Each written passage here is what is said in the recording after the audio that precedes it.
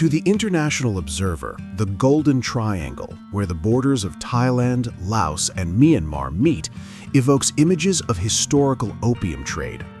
But in the 2020s, a new digital poison took root here: industrial-scale cyber fraud. Inside the gleaming fortified compounds of the special economic zones in Laos, thousands of workers toil in boiler rooms, executing elaborate scripts to defraud victims across the border in Vietnam. It was here, in a high-rise fortress, that four young men, Leo, 25, Thomas, 21, Victor, 30, and Tyler, 22, served as the foot soldiers in a massive criminal empire. August 2, 2024. The story begins with a chaotic pre-dawn strike. After months of surveillance, the Ha Tinh Provincial Police, in an unprecedented collaboration with the Vietnamese Ministry of Public Security and Laotian authorities, launched a massive raid. At 2 a.m., hundreds of elite officers breached the compound. The scene inside was pandemonium. As police stormed the building, the scam ring's operatives, occupying floors 3 through 11, scattered like cockroaches exposed to light. Computers were smashed, hard drives thrown from balconies, and desperate scammers tried to blend in with legitimate foreign workers or hid on precipitous ledges.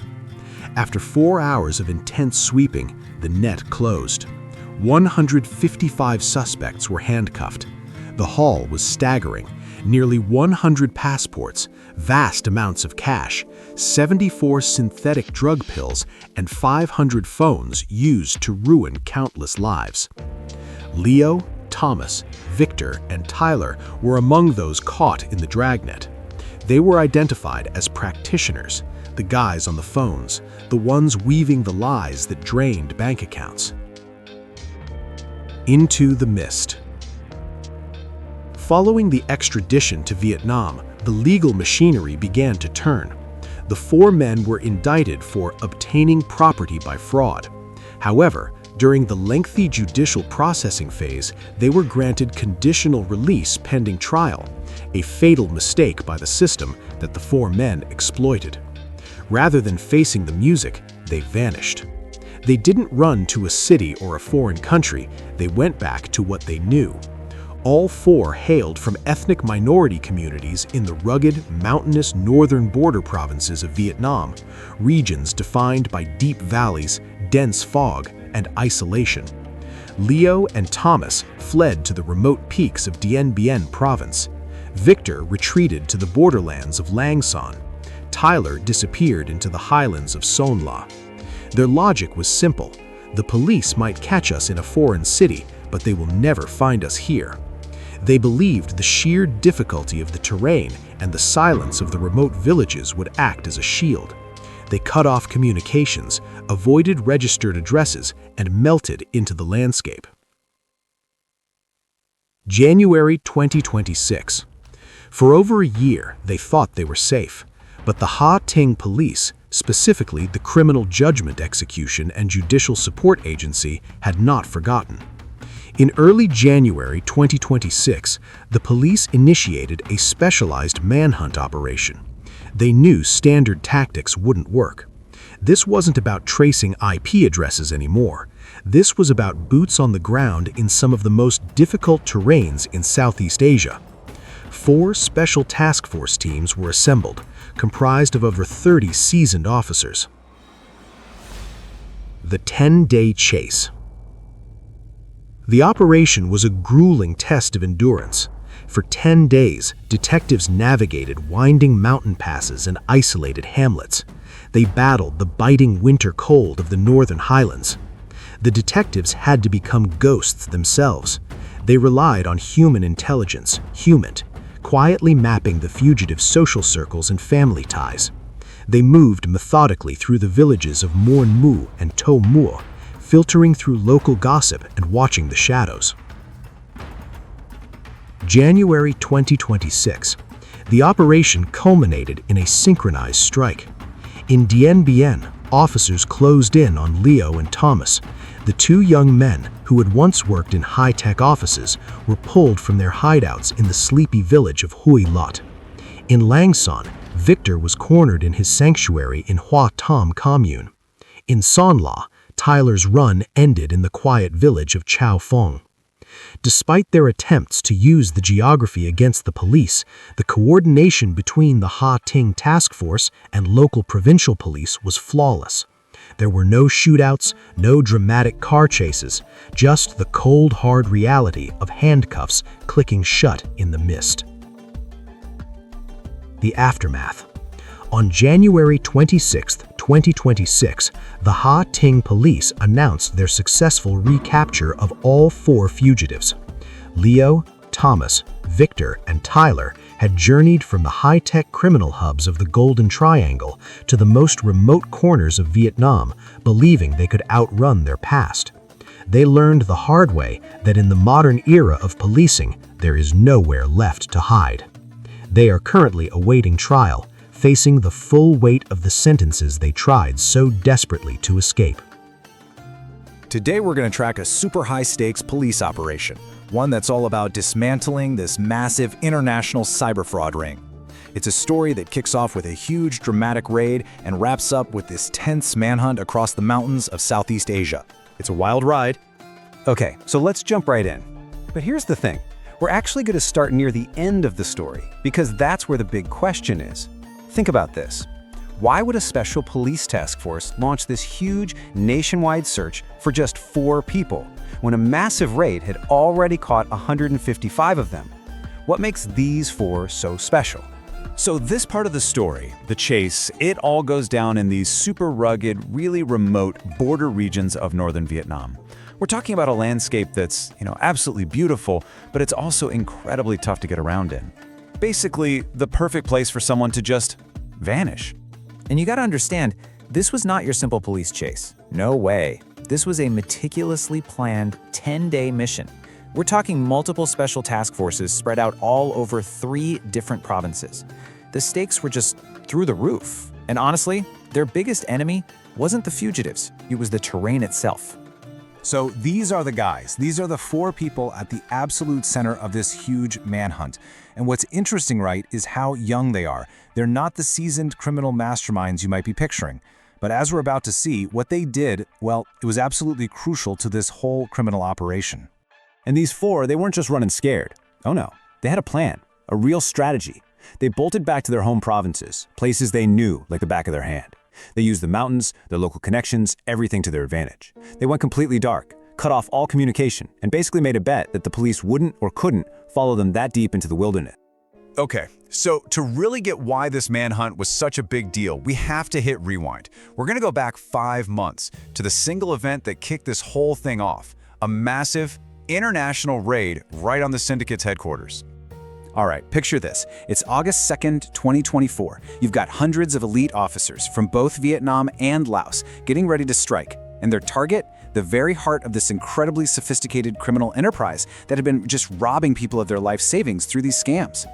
And the target was located right here, in a place called the Golden Triangle Special Economic Zone in Laos. Now, on the surface, it's known for legit business and tourism, but it's also got this notorious reputation as a kind of safe haven for huge, transnational criminal groups. Why? Well, it's complicated, but it often has to do with special legal statuses, fuzzy jurisdictions. It's what you'd call an ungoverned space. It's a place where these syndicates think the law can't touch them. The raid itself was just a massive, massive undertaking. We're talking hundreds of officers storming a single building, but they're targeting floors 3 all the way up to 11. The second they got past security, it was just pure chaos. People were scattering everywhere, trying to destroy evidence, phones, computers. Some were even trying to hide out on balconies. It took 4 solid, intense hours just to get the whole scene under control. And the results? Just staggering. In that one building, they arrested 155 people. And with them, they seized the tools of the trade, nearly 500 smartphones. These were basically their weapons. And get this, they also found thousands of illegal, untraceable SIM cards. This is how they stayed anonymous. They also recovered nearly 100 passports, which just goes to show you how international this whole criminal network really was. And it wasn't just about fraud either. Finding 74 methamphetamine pills tells you there was other shady stuff going on behind those walls. And finally, they grabbed all their tech and cash, which just crippled the entire syndicate's backbone. When you look at all this together, it was a huge, decisive blow to their whole operation. You know, there's a line from the official report that just paints this perfect picture of the panic inside. It says suspects fled in chaos, destroying evidence, hiding on balconies, and attempting to blend in with foreign workers in the building. I mean, can you imagine? Their supposedly untouchable fortress had just come crashing down around them. And that brings us right back to our 4 fugitives. So, with 155 people caught, you have to ask, how in the world did these 4 slip through the cracks? And more importantly, why were they so special? I mean, really think about that contrast for a second. A huge international raid scoops up 155 people. And yet, months later, a whole new special op gets launched, pouring all these resources into finding just 4 of them. That right there tells you everything you need to know. These weren't just some low-level grunt. So, they weren't the big bosses, the ringleaders, but they were something almost more important for the police case. They were the practitioners, the boots on the ground, so to speak. They were the ones making the calls, reading the scripts, and actually carrying out the scams that targeted Vietnamese citizens. Without them, making the whole case stick would be incredibly difficult. They were the key. So how'd they pull it off? How'd they escape? Well, they were clever. They used the legal system itself. See, after they were charged, they got a court order telling them when and where to show up for detention. But instead of, actually showing up, they used that small window of time to just disappear. They made a calculated bet that the authorities just wouldn't have the time or the manpower to come looking for them in the middle of nowhere. Turns out that was a very, very bad bet. And that brings us right back to where we started, January 2025. And we get to see the final, methodical police work that took their escape plan and unraveled it, piece by piece. But the thing is, the police were absolutely relentless. You had 4 separate task forces hit the ground running. After just 4 days, they were already working with local intel, getting leads. By day 7, they were tracking these tiny little digital breadcrumbs, social footprints, enough to pinpoint exactly where these guys were hiding. And then, on day 10, it was go time.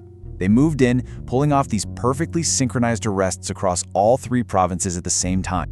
And this, right here, is the mark of real professionals. All 4 of them were arrested safely. No struggle, no incidents. In fact, the whole operation was so quiet and so effective, they never even had to put out a public wanted poster. The net just closed around them, quietly. Case closed. Look, this is a massive win for law enforcement, no doubt about it.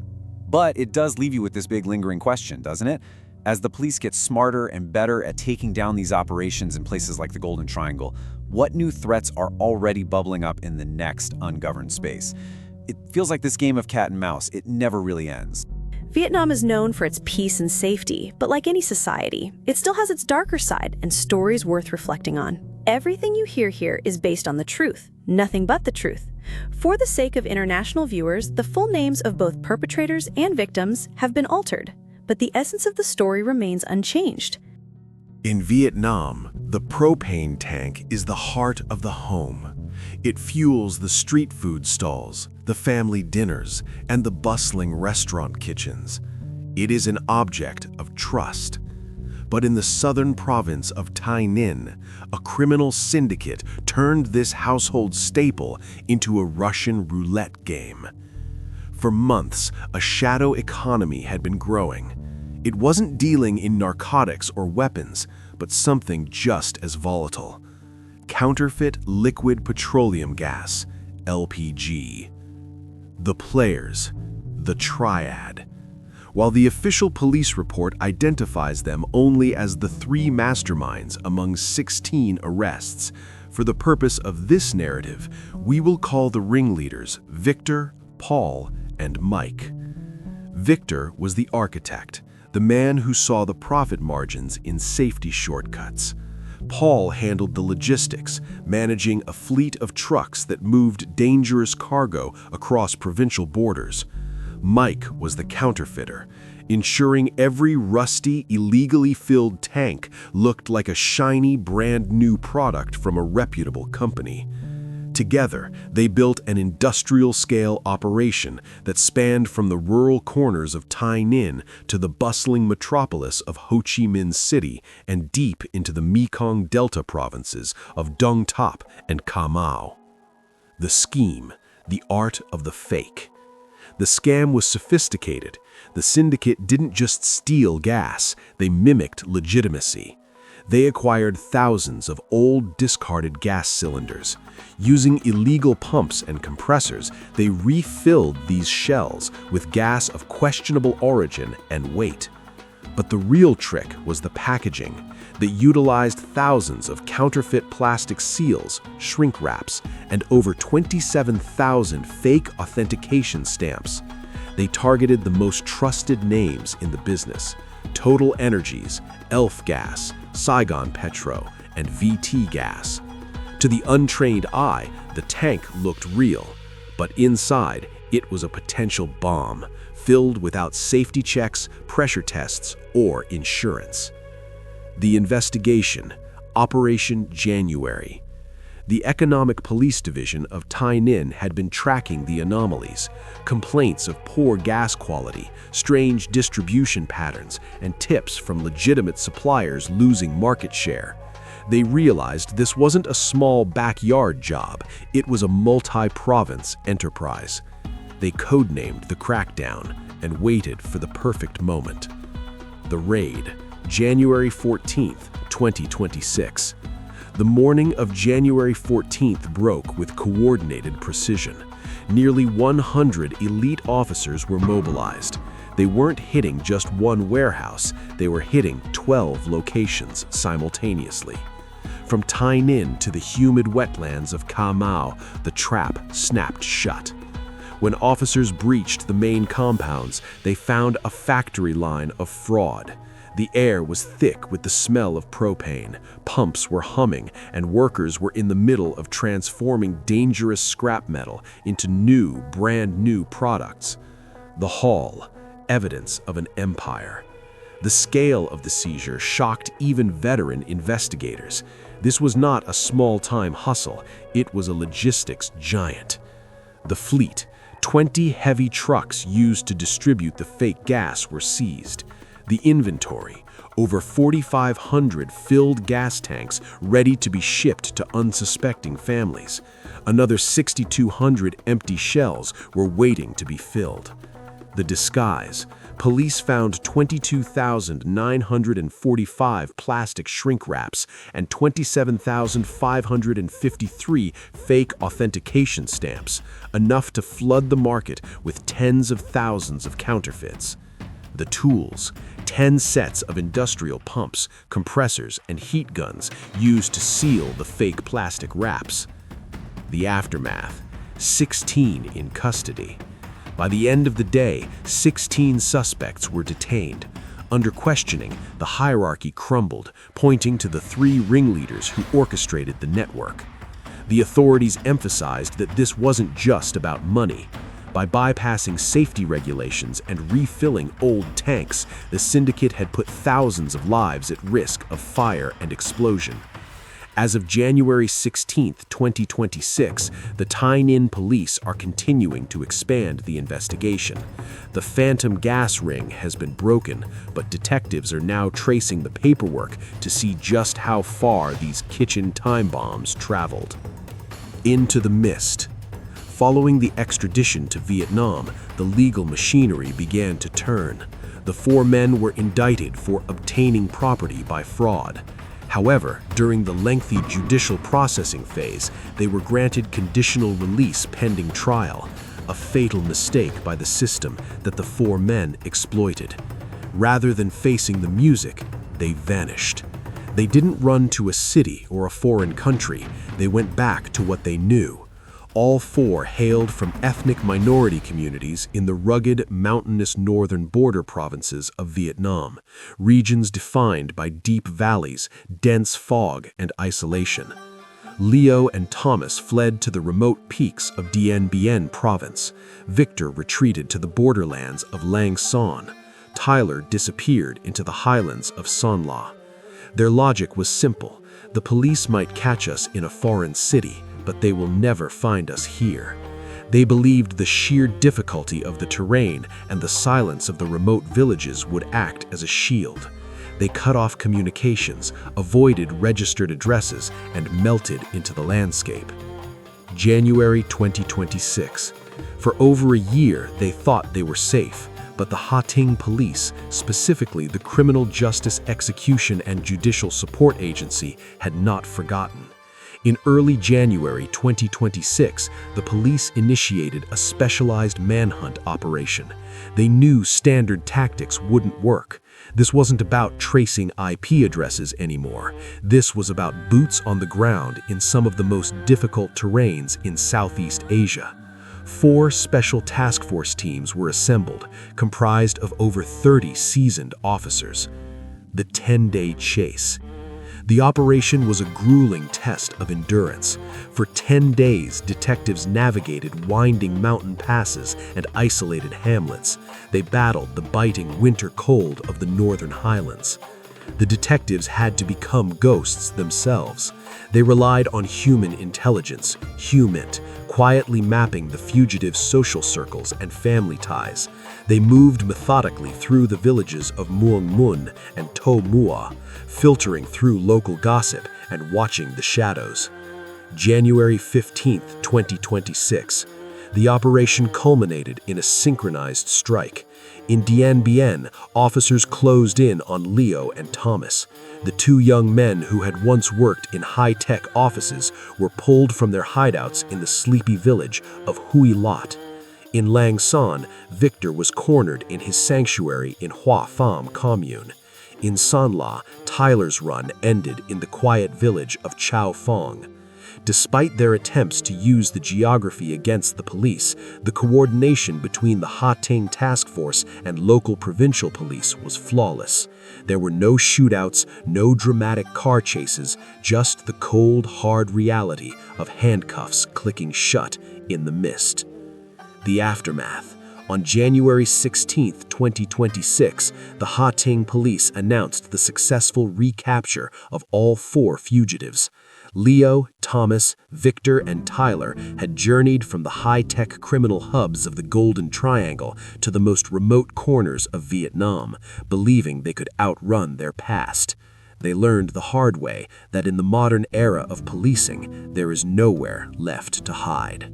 They are currently awaiting trial, facing the full weight of the sentences they tried so desperately to escape. What if the gas you used to cook your family's meals was, well, a ticking time bomb? That was the terrifying reality for thousands of people before police managed to take down a massive counterfeit gas ring. So today, we're going to break down exactly how they did it and what it all means for your safety. All right, let's just jump right in. The headline here is a big one. Police have successfully dismantled a huge criminal enterprise that was specializing in counterfeit cooking gas. And we're not talking about some luxury item. This is an essential product found in millions of homes, used every single day. So what was the immediate result of this first raid? 16 arrests. And right away that tells you something, right? This isn't some small-time bust. This was a major coordinated strike against an entire network. Okay, so what's really crucial to get here is that this wasn't just some random group. We're talking about a highly organized criminal syndicate. So let's peel back the layers and see who was really running the show and just how far their dangerous operation had spread. And get this, out of those 16 people they took into custody, authorities have already pinpointed 3 as the alleged masterminds. This tells us they weren't just catching the low-level guys, they were going straight for the top of the food chain. And taking out the leadership, well, that's absolutely key to bringing the whole thing down. All right, so they've got the leaders in their sights. The big question is, how did law enforcement actually move in? Let's dive into the raid itself, because the level of planning and coordination involved here is, wow, it's really something else. The date was January 14th. Everything, and I mean everything, happened on that one day. The key here, the absolute secret to their success, was a simultaneous strike, hitting multiple locations at the exact same moment so no one could tip off anyone else. And this really lays out their whole strategy. We're not talking about a small team, we're talking nearly 100 officers mobilized to hit 12 different spots across 4 separate provinces all at once. It was this huge, sweeping move designed to just completely paralyze the entire network in a single go. Okay, so they're in. Now let's talk about what they found, because the evidence they uncovered, well, it shows this was no backyard operation. This was a full-blown illegal factory, just churning this stuff out in the shadows. And the numbers are just staggering. First off, they found over 6,000 empty gas cylinders. Think about that. That's their raw material, just sitting there waiting to be filled with dangerous, unregulated gas and passed off as the real deal. But what's even more terrifying, they found another 4,500 cylinders that were already full, filled and ready to be shipped out to unsuspecting people. Each and every one of those was a potential disaster sitting in a warehouse, just waiting to be delivered to a family's kitchen. And look at the sheer volume of counterfeiting materials they had. We're talking tens of thousands of fake brand labels and shrink wraps, along with all the industrial gear like pumps and compressors, and even a massive storage tank. This wasn't just faking it. This was a sophisticated, illegal production line. And of course, an operation this big needs logistics to match, right? And they had it. A whole fleet of 20 trucks and other vehicles was used to move their illegal product all over the region. They also seized phones and detailed ledgers, which, for the investigators, is an absolute goldmine of evidence. So, who were they pretending to be? Just look at this list. Some of the biggest, most trusted names out there. And that's really the heart of the crime, isn't it? They were hijacking the trust you have in a brand to sneak their dangerous products into people's homes. Okay, so we've seen the insane scale of this operation. Let's get to the big question. Why does this matter so much? Why is shutting down a counterfeit gas ring so critically important? What are the real-world dangers this raid actually prevented? You know, the success here is about so much more than just a big criminal bust. It's about actively stopping some very real, very immediate dangers that could have affected any one of us. So here's the bottom line. This one action prevents potential fires and explosions. It protects you, the consumer, from fraud and from a dangerous product, and it safeguards the reputations of honest businesses that do things the right way. It's about safety and it's about fairness. And that quote really gets to the heart of it, doesn't it? Cooking gas isn't some luxury item. It's a daily necessity woven into the fabric of millions of lives. So when you tamper with something so essential, you're not just committing a crime against a business, you're creating a direct threat to public safety. And make no mistake, this is not over. Not by a long shot. Yeah, they hit the main facility and its leaders, but the authorities are making it crystal clear. The investigation is expanding and they're going to track down every single person involved in this criminal network. Which of course leaves us with one final, really critical question. Now that we know these dangerous operations are out there, what steps can we all take to make sure the products we bring into our homes, especially something as vital as cooking gas, are genuinely safe? Lam Dong province, located in Vietnam's Central Highlands, is famous for its rolling hills, pine forests, and endless coffee plantations. It is a place of serene beauty, where the dense canopy often hides secrets from the outside world. In the remote commune of Quang Truc, near the border, the forests are managed by the Nam Thai Nguyen Company. It is rugged terrain. Sub-area 1488 is not a place people stumble upon by accident. It requires intent to get there, and it requires even more intent to haul equipment deep into the woods. The discovery, a glow in the forest. In early January 2026, local police in Quang Truc received intelligence about suspicious activity in the forest. It wasn't illegal logging or hunting, it was agriculture, but not of the coffee or tea variety. On investigating Plot 45 of Sub-Area 1488, officers pushed through the brush and discovered a surreal sight, a sophisticated 300-square-meter plantation hidden among the wild trees. It wasn't a few wild plants, it was a farm. Police found a wired electrical system with artificial lighting rigged up to accelerate growth, a sign of professional cultivation. The count was staggering: 763 cannabis plants in various stages of growth. 725 plants were carefully nurtured in plastic pots, ranging from 30 centimeters to 1.7 meters. 38 plants had been transplanted directly into the forest soil, reaching heights of up to 1.5 meters. The gardener, Vance. The investigation quickly zeroed in on a local man, 33-year-old Vance, born 1993, originally Vo Dong Feng. A resident of the nearby Tui Duc district, Vance had allegedly turned this patch of state-managed forest into his private grow operation. When confronted, the evidence was overwhelming. The sheer volume of plants and the infrastructure installed made it impossible to claim this was for personal use or accidental growth. The charges, January 15, 2026. On Thursday, January 15th, the Quang Truc Commune Police officially indicted Vance. He was charged with illegal cultivation of cannabis plants containing narcotic substances. Unlike the massive fraud or gas rings, Vance was not immediately thrown into a detention center.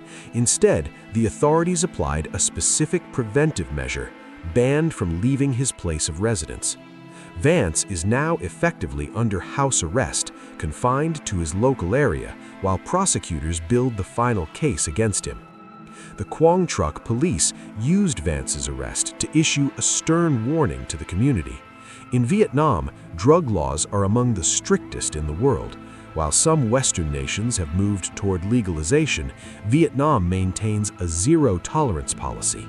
Cultivating marijuana, whether 5 plants or 700, can lead to heavy administrative fines or criminal imprisonment depending on the scale.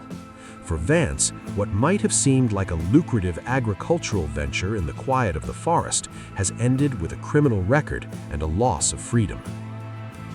Today, we're diving into a case out of Vietnam's Lam Dong province, where police stumbled upon a surprisingly large-scale cannabis farm hidden deep in a remote forest. And believe it or not, the entire criminal case that followed really boils down to just one number. 763. So what is this number? It's not a case file or an address. No, this number represents the total physical evidence that was enough to kickstart a full-blown criminal investigation. So that's the big question, right? What is the story behind 763?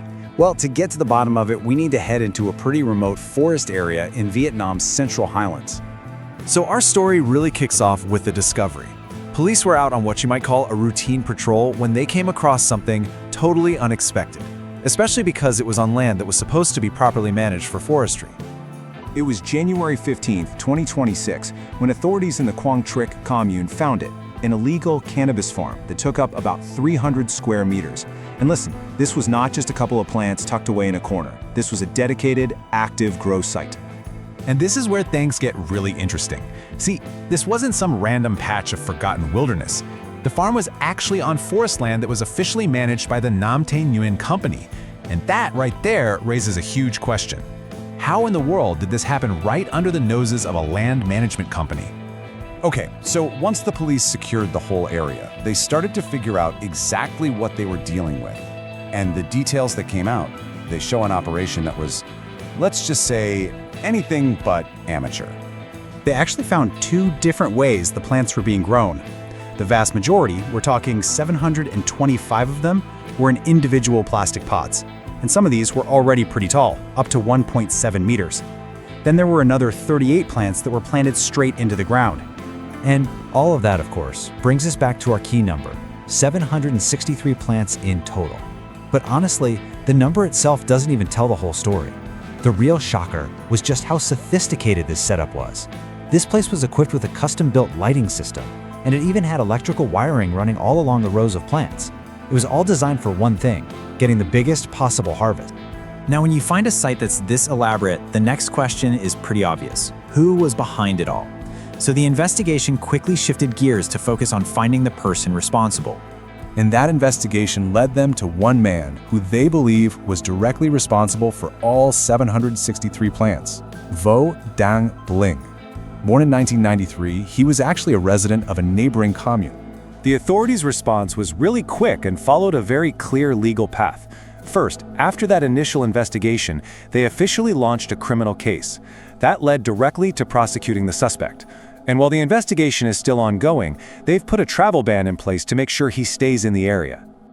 Now, looking beyond just this one case, The local police took this as a chance to send a really clear, really strong message to the whole community about just how serious this kind of crime is. The police issued a warning that was just about as direct as you can get. They said, quote, "Absolutely do not grow, store, transport, or use cannabis plants in any form." I mean, the message there is crystal clear. This is a zero-tolerance issue. And the consequences for this kind of thing are serious. Depending on the scale of the operation, the penalties can range from just fines all the way up to criminal prosecution, like we're seeing in this case. The police also really hammered home that public cooperation is vital, asking people to report any suspicious activity to help stop these kinds of operations from ever starting. So all of this brings us to one final, really important question. This whole case, which started with the discovery of 763 cannabis plants, it wasn't just about one person's crime. Remember, this happened on managed land, deep in a remote forest. So what does a case like this really tell us about the huge challenges of trying to police these vast, rugged, and really difficult to monitor territories? Thank you for spending your time with us on Vietnam True Crime. If you're interested in this series, please like, comment, and subscribe to stay updated with our latest episodes.